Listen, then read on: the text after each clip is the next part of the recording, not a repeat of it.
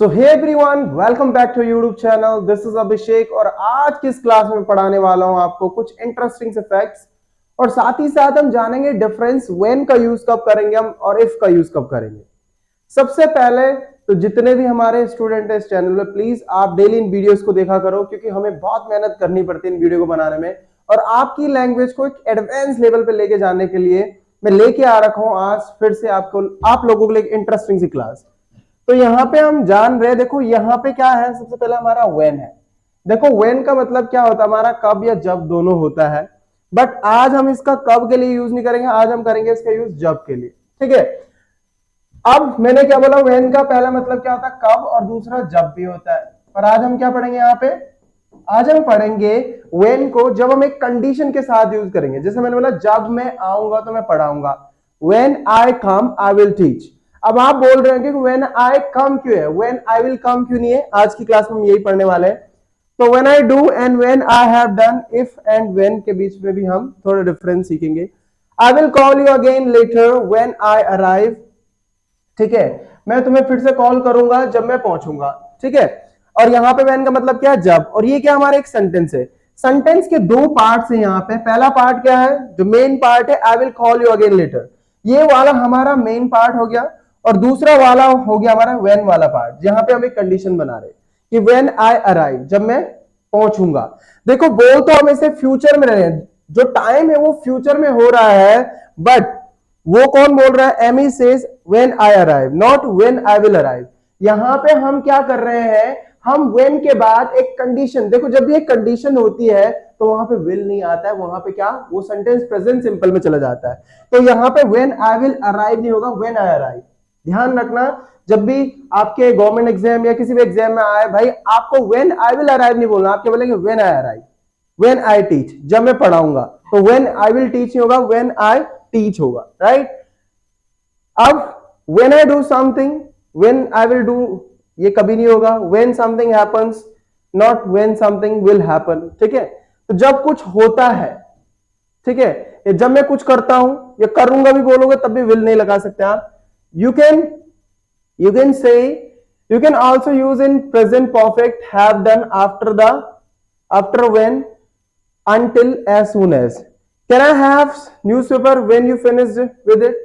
ठीक है, when you have finished with it, देखो अभी उसने फिनिश नहीं किया है, पर आप क्या बोल रहे हैं, जब इसे आप पूरा पढ़ दोगे, आप फ्यूचर में बोल रहे हो, जब उसे पूरा पढ़ दोगे, क्या तुम मुझे न्यूज़पेपर, क्या मैं न्यूज़पेपर ले सकता हूं। ठीक है, बट यहाँ पे जो बात हो रही है ये अभी काम पूरा नहीं हुआ, बट आप क्या बोल रहे हैं भाई, जब तुम पूरा पढ़ दोगे। तो ये जो सेंटेंस है ये हमारा सीधे प्रेजेंट परफेक्ट में चला जाता है। जब भी आप ऐसे सेंटेंस बोलते हो, जब तुम खाना बना दोगे, when you have prepared food, जब तुम चले जाओगे या जा चुके होंगे, तो व्हेन यू हैव गॉन। ठीक है, जैसे don't say anything while Ravi is here, wait until he has gone. अब मैंने बोला कि रवि, डोंट से एनीथिंग, जब तक रवि यहां पे कुछ मत बोलना, wait until he has gone, इंतजार करो जब तक वो चला ना जाए। ठीक है, तो यहां पे हमने क्या यूज किया, यहां पे देखो हम क्या बात कर रहे हैं भाई, हम बात तो प्रेजेंट की मतलब फ्यूचर के बारे में बात कर रहे हैं, बट हम यहाँ पे विल का यूज नहीं कर सकते। क्यों नहीं कर सकते भाई, अंटिल भी एक क्या हमारा यहाँ पे एक कंजंक्शन है। देखो व्हेन का भी यूज हम एक कंजंक्शन के रूप में कर रहे हैं, अंटिल तो एक कंजंक्शन है, आप सबको पता ही है। तो अंटिल के साथ कभी भी हम फ्यूचर नहीं लगा सकते हैं, और हम बात कर रहे हैं भाई जो काम पूरा हो चुका है, मतलब हो चुका होगा। ठीक है, क्या बोल रहे हैं हम, जब रवि जा चुका होगा। ठीक है, पर हम इसे फ्यूचर में तो लगा नहीं सकते, इसके लिए हमने क्या किया, इसे प्रेजेंट परफेक्ट में लेके चले गए, क्योंकि यहाँ पे लिखा भाई जब भी हम अंटिल के बारे में बात करेंगे, आफ्टर के बारे में बात करेंगे, या सून एज के बारे में बात करेंगे, उसके बाद क्या नहीं होगा, या व्हेन के बारे में बात करेंगे, हम उसे क्या करेंगे, फ्यूचर में नहीं लेके चलेंगे, हम उसमें थर्ड फॉर्म लगा देंगे। We use the present perfect to show that one thing is completed before the other. हम क्या करते हैं यहाँ पे प्रेजेंट परफेक्ट यूज करते हैं कि भाई जो पहला वाला एक काम पूरा हो चुका है दूसरे काम से पहले। The two things do not happen together. दोनों चीज ना साथ में नहीं होती। यहाँ पे देखो हम क्या कर रहे हैं, जो पहला काम पूरा हो चुका उसके लिए हम क्या कर रहे हैं, थर्ड फॉर्म लगा रहे हैं। ठीक है, दूसरा, when I have phone cat we can go out. जब मैं उसे फोन कर चुका हूँ, मैंने बोला जब, देखो भाई मैं उसको जब फोन कर दूंगा ना, उसके बाद हम बाहर जाएंगे या बाहर जा सकते हैं। अब आप क्या बोल रहे हैं, जब ये काम पूरा हो जाएगा तब ये काम मैं करूंगा। तो आप पहले वाले काम को क्या बोल रहे हैं, जब मैं उसे फोन कर दूंगा। अब फोन नहीं किया आपने, बट आप क्या बोल रहे हैं, जब ये वाला काम पूरा हो जाएगा तब क्या करेंगे, हम बाहर जा सकते हैं। ठीक है, इसीलिए यहां पे थर्ड फॉर्म आ रखी है। First I will call Cat and then after क्या करेंगे हम, then we can go out. ठीक है, तो यहां पे क्या बताया भाई इसने कि कभी कभार हम इसे परफेक्ट, प्रेजेंट परफेक्ट में भी लेके चलते हैं। प्रेजेंट परफेक्ट में लेके जाने का कारण ये है कि एक काम हम बोल रहे हैं, जब ये काम पूरा हो जाएगा तब हम ऐसा करेंगे। Got it. नाउ चलते हैं नेक्स्ट स्लाइड की तरफ, और यहां पे हम क्या बोल रहे हैं, do not use present perfect if the two things happen together. अगर दोनों चीज भाई सेम टाइम पे होंगे तो हम इसे प्रेजेंट परफेक्ट ही लेके चल सकते हैं। When I phone Cat I will ask her about the party. अब जब मैंने बोला मैं उसे फोन करूंगा तो मैं उसे पार्टी के बारे में पूछूंगा। अब यहां पे आपने ऐसा नहीं बोला कि भाई जब ये काम पूरा हो जाएगा तब मैं ऐसा करूंगा। जैसे मैंने आपको कुछ काम दे रखा है, जैसे मैंने बोला भाई कि आपको ना 10 सेंटेंस लिखने हैं, तो मैंने बोला जब आप 10 सेंटेंस पूरे लिख लोगे तब मैं क्या करूंगा, आपको पढ़ाऊंगा। तो when you have completed 10 sentence then I will teach you, या आई विल टीच यू। तो यहां पे देखो, जब आप क्या बोल रहे हैं कि भाई जब मैं कैट को कॉल करूंगा, तो यहां पे ये नहीं बोल रहे जब मैं कैट को कॉल कर चुका हूँ या जब ये काम पूरा हो चुका होगा। आप इस तरीके से नहीं बोल रहे हैं, आप बोल रहे हैं जब मैं कैट को कॉल करूंगा। आप फ्यूचर में डायरेक्टली उसे इंडिकेट कर रहे हैं, दोनों सेंटेंस सेम है। और यहां पे क्या होगा, आप जब व्हेन का यूज करेंगे, क्योंकि आप एक कंडीशन बना रहे हो यहां पे, तो व्हेन के साथ जो सेंटेंस अटैच होगा उसमें क्या नहीं लगा सकते, हम विल नहीं लगा सकते हैं। It is often to use either the present simple और द प्रेजेंट परफेक्ट। या तो हम इसे प्रेजेंट सिंपल में यूज कर सकते हैं या तो प्रेजेंट परफेक्ट में यूज कर सकते हैं। ठीक है, तो दोनों में से एक चीज में यूज करना, या तो प्रेजेंट सिंपल या तो प्रेजेंट परफेक्ट।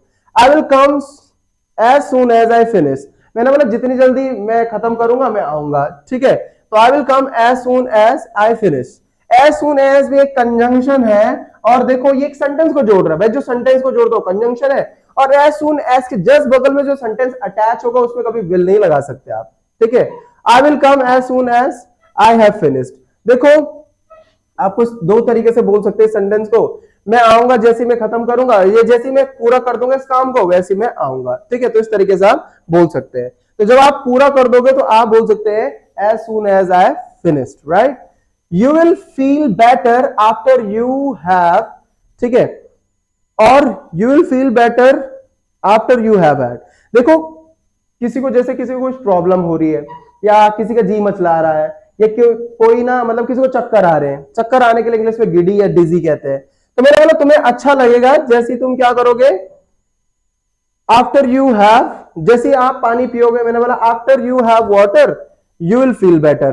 तो आफ्टर भी यहां पे एक कंजंक्शन का काम कर रहा है, तो आप आफ्टर के साथ जो वर्ब आएगी, जो आफ्टर के बाद जो वर्ब आ रही है उसमें विल नहीं लगा रहे। हम क्यों नहीं लगा रहे भाई सब्जेक्ट के साथ विल, क्योंकि भाई बात करें कंजंक्शन का यूज कर रहे हैं। ठीक है, समथिंग टू ईट, ये समथिंग टू ईट है। तो अब जब भी हम बात करेंगे यहां पे, मतलब हम कुछ चीज खाने के बारे में बात कर रहे हैं। ठीक है, और जब हम खाने के बारे में बात, जब हम यहां पे क्या हो रहा है, यू हैव, ये हम खाने के बारे में यहां पे बात कर रहे हैं। That's it. नाउ चलते हैं नेक्स्ट स्लाइड की तरफ। If and when, after if and when we normally use present, if I do, if I see, x y z etc for the future। देखो जब हम फ्यूचर के बारे में बात कर रहे हैं और हम if या we का यूज कर, if या when का यूज कर रहे हैं, तो भाई हम कभी भी उसके साथ क्या नहीं यूज कर सकते हैं, आफ्टर if हमें क्या करना पड़ेगा, सिंपल सा वर्ब की फर्स्ट फॉर्म लगानी पड़ेगी। मतलब ये sentence directly present simple way में बनाना पड़ेगा। जैसे I'll be angry if it happens again, मैंने बोला मुझे गुस्सा आ जाएगा यदि ये दोबारा हुआ। तो ये तो बात हम फ्यूचर के बारे में बात कर रहे हैं, बट हो क्या रहा है यहां पे, ये सेंटेंस फिर से हमने एक कंडीशन बनाई, not if it will happen. कभी भी इट विल हैपन नहीं आएगा, ये लाइफ टाइम याद रखना आपको। Hurry up, we don't hurry, we will be late. देखो मैंने बोला हरी अप, जल्दी करो। इफ यू डोंट हरी, अगर हम जल्दी नहीं करेंगे तो हमें देर हो जाएगी। तो यहां पे देखो हमने क्या बोला, इफ वी डोंट हरी। तो ये देखो नेगेटिव सेंटेंस है, और यहां पे हमने क्या किया भाई, हम फिर से फ्यूचर में नहीं लेके चले गए, क्योंकि देखो ये कंडीशनल टाइप वन सेंटेंस है। और जब जहां पे कहीं पे भी इफ का यूज हो, बात आप फ्यूचर में भी कर रहे हो, बट उसमें कभी आप विल नहीं लगा सकते, लाइफ टाइम याद रखना आपको। ठीक है, we use if not when for things that will possible happen और नॉट हैपन।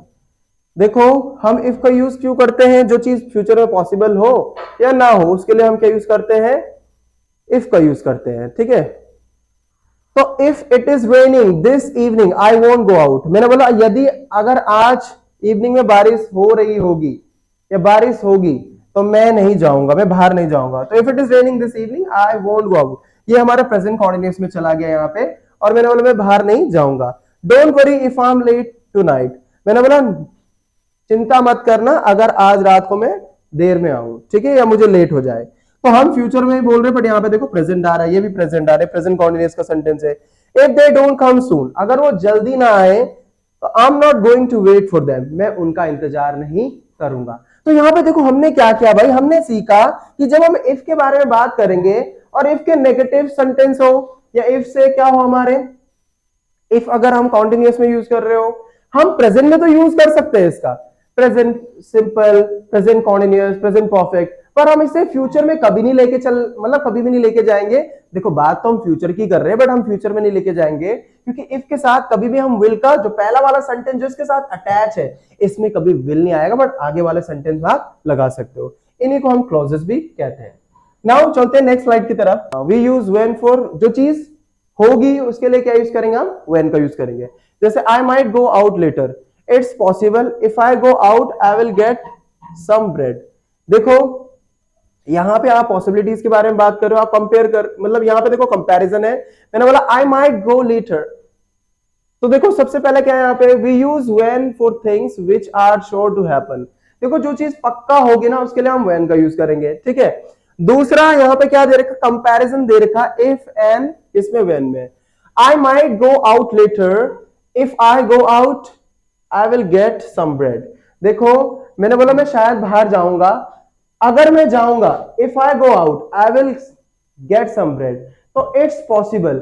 ये क्या है, यहाँ पे पॉसिबिलिटीज के बारे में बात कर रहे हैं हम कि भाई अगर मैं बाहर जाऊंगा तो मुझे क्या मिल सकता है, मुझे मिल सकता है रोटियां चपातीज मिल सकती हैं, ठीक है। तो मैंने क्या बोला, इफ आई गो आउट, यदि मैं बाहर जाऊंगा।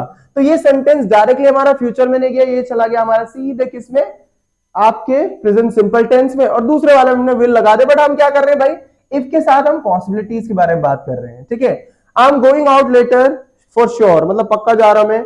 When I go out I will get some bread, मैंने बोला जब मैं जाऊंगा। अब यहां पे देखो पहले वाले में क्या हो रहा था, इफ एंड व्हेन में क्या डिफरेंस है भाई, इतना ही डिफरेंस है। जो इफ है हमारा वो पॉसिबिलिटीज के बारे में बात करता है, संभावनाओं के बारे में बात करता है, पर जब हम बात करते हैं व्हेन के बारे में तो व्हेन श्योरिटी के बारे में बात कर रहा है। देखो सेंटेंस सुन के खुद ही लग रहा है, जब मैं बाहर जाऊंगा तो मुझे क्या मिलेगा, रोटियां मिल जाएंगी, ठीक है। तो when I go out I will get some bread, ठीक है।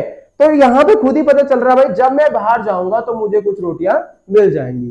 तो यहां पे हम श्योरिटी के बारे में बात कर रहे हैं, और ऊपर क्या बोल रहे थे, यदि मैं बाहर जाऊंगा तो मुझे रोटियां मिलेंगी। पॉसिबिलिटीज के बारे में बात करें, श्योरिटी नहीं है यहाँ पे, ठीक है। तो होप सो आज आपको क्लियर हुआ होगा इफ एंड व्हेन में क्या डिफरेंस होता है, व्हेन का यूज कहां पे करेंगे हम, इफ का यूज कहां पे करेंगे। हमने साथ ही में आज की क्लास में सीखा कि भाई इफ और व्हेन के बाद जो सेंटेंस आएगा, अगर आप फ्यूचर में भी बोल रहे हो तो तब भी दोनों में कभी भी आप विल नहीं लगा सकते हो, ठीक है। तो होप सो आज की क्लास क्लियर हुई होगी। आपको क्या करना है, ये इफ और व्हेन की क्लास ऐसे लोगों के साथ करनी है शेयर जिनको इंग्लिश बोलने में प्रॉब्लम हो। होप सो क्लियर हुआ होगा। थैंक यू फॉर वॉचिंग, मिलते हैं नेक्स्ट वीडियो में, by the time nice meeting you.